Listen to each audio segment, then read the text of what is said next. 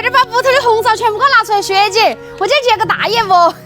啥子大业务啊？我屋几百斤红烧都要得完吗？都是我上回卖出去的臊子糖啊，现在有回头客啊。那个张老板呢，订了5打50斤，他说给他们员工一个发点儿。那可以哦。都是他喊我给他选个包装好装。哎，你看那种嘛，我就觉得有点撇，那种视觉那种啊倒是可以啊，但是成本都是8打8九，好贵哟。那肯定选那种噻，密封性好点，别个拿起回去嘛，管要管到9点嘛。你订个好的货咋子嘛？8打8就行哥，那个吃又吃不得，你订便宜点要不得呀？妈，那个虽然说贵是贵点嘛，但是别个那个好的嘛。首先它是塑胶的，而且不容易打烂，密封性也好。我二两个豆儿是碰入价给，不跟老板买单噻。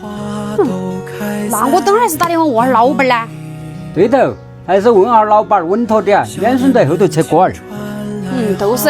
那我去把中午饭弄起来，那你去把红烧给我淘起吧。那要得嘛。我给你弄酱爆鸡哈。好。把鸡肉啊给它改个刀，剁成小点的坨坨儿。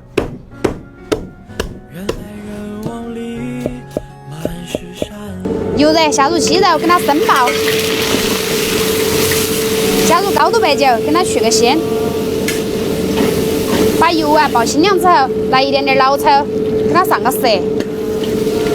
鸡肉上色之后啊，在中间刨个荡荡，下入干花椒88克，姜蒜可可，泡姜泡椒，全部把香味来给它炒出来。再来一勺豆瓣酱，香辣酱来一勺，把所有的红油啊都给它炒出来。再来一瓢长江水，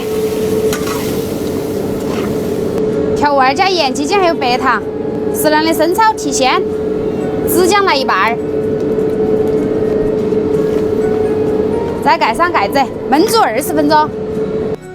妹妹，那个大条红烧淘得完不？淘得完，你点怕布都不够哦，几打几10斤臊丝糖。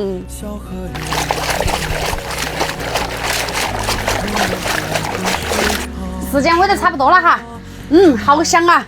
我们把剩下的紫姜倒进去，还有青红小米辣，全部给它和转。炒断生我们都可以出锅了哈。